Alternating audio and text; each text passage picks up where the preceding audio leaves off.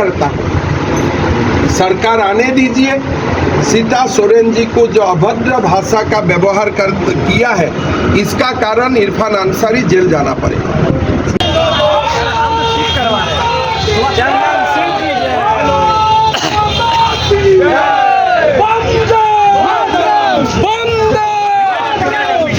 जामताड़ा विधानसभा के भाजपा प्रत्याशी सीता सोरेन के नामांकन के मौके पर भाजपा के धुरंधर नेता का जमघट जामताड़ा में लगा रहा। आसाम के मुख्यमंत्री हिमंता बिस्वा शर्मा, गोड्डा सांसद निशिकांत दुबे, नवादा सांसद विवेक ठाकुर जामताड़ा पहुंचे। सभी ने सीता सोरेन का हौसला अफजाई किया।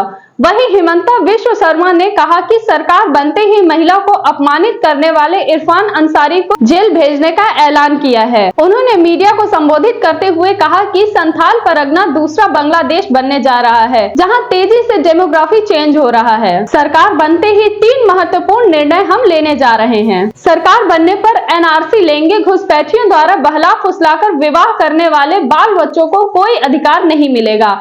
आदिवासी बेटियों को बहला फुसलाकर विवाह करने वाले को मुखिया का अधिकार नहीं मिलेगा।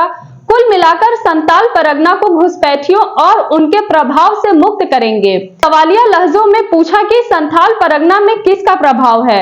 इरफान अंसारी, आलमगीर आलम के यहाँ से पैसा निकल रहा है, कोई आदिवासी और हमारे घरों से पैसा नहीं निकल रहा है। उन्होंने कहा कि आप इरफान अंसारी का दुस्साहस देखो। क्यों ऐसा हो रहा है? क्योंकि यह सरकार घुसपैठियों की ओर इरफान अंसारी जैसे लोगों को संरक्षण दे रहा है। पार्टी का ओर से श्रीमती सीता सोरेन जी उम्मीदवार है। आज नामांकन हुए, लोगों का उत्साह, लोगों का उमंग और लोगों का जो सपोर्ट मैं देखा हूँ, मैं ये बात गारंटी का साथ बोल सकता हूँ कि इस बार जामताड़ा में जनता का आशीर्वाद से श्रीमती सीता सोरेन जीतेगा। और मैं जामताड़ा वासी को भी मैं ये बताना चाहूँगा कि जब सीता सोरेन जीतेगा, जामताड़ा का विकास के लिए हम लोग सब कुछ करेगा और जामताड़ा तक विकास का गंगा लेके आऊँगा। जिस तरह सभी में दुमका में सभा किया था, उसमें यही बात मैंने बताया कि आज संथाल परगना में आदिवासियों का अस्मिता और पूरा झारखंडी समाज व्यवस्था को घुसपैठिया मिलके बर्बाद कर रहा है। अगर ऐसे ही घुसपैठी आते रहते हैं तो झारखंड पूरा अलग हो जाएगा, डेमोग्राफी चेंज हो जाएगा और मिनी बांग्लादेश बन जाएगा। संथाल परगना मिनी बांग्लादेश बनने का कदर में है। आज हमने 3 घोषणा किया हूँ।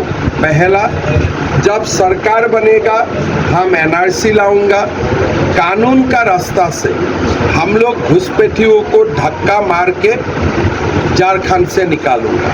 दूसरा, झारखंड का जो भी बेटी को घुसपैठियों ने अपना जाल में फंसा के शादी किया है, उनका बेटा बेटियों को आदिवासी का मर्यादा नहीं मिलेगा। अगर पिता घुसपैठी होते हैं तो बेटा बेटी को हम आदिवासी का मर्यादा नहीं देगा, ये भी हमारा वादा है। तीसरा, आदिवासी बेटियों को अगर कोई घुसपैठी शादी करता है तो ऐसा बेटी मुखिया का पोस्ट में चुनाव ना लड़े। इसलिए जो मुखिया का पद होते हैं वो आदिवासी के लिए होता है। जब घुसपैठिया शादी करता है, इनडायरेक्टली घुसपैठिया ही मुखिया हो जाता है। तो हम कानून बना के वो व्यवस्था को भी हम बंद करेगा। कुल मिला के पूरा संथाल परगना को हम घुसपैठियों से भी मुक्त करेगा और घुसपैठियों का प्रभाव से भी हम मुक्त करेगा। आज आप देखिए संथाल परगना में आज किसका दबदबा हो? इरफान अंसारी, हमारे आलमगीर आलम। आज रुपया पैसा किसका घर में बरामद होता है? कोई आदिवासियों का घर में पैसा नहीं है, कोई हमारे मूलवासियों का घर में पैसा नहीं है, आप लोगों का घर में पैसा नहीं है, लेकिन आलमगीर आलम का घर में पैसा होता है। आज इरफान अंसारी का दुस्साहस देखो, क्यों ऐसा हो रहा है?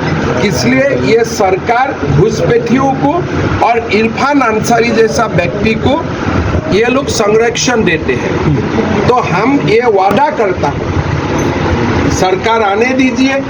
सीता सोरेन जी को जो अभद्र भाषा का व्यवहार किया है, इसका कारण इरफान अंसारी जेल जाना पड़ेगा।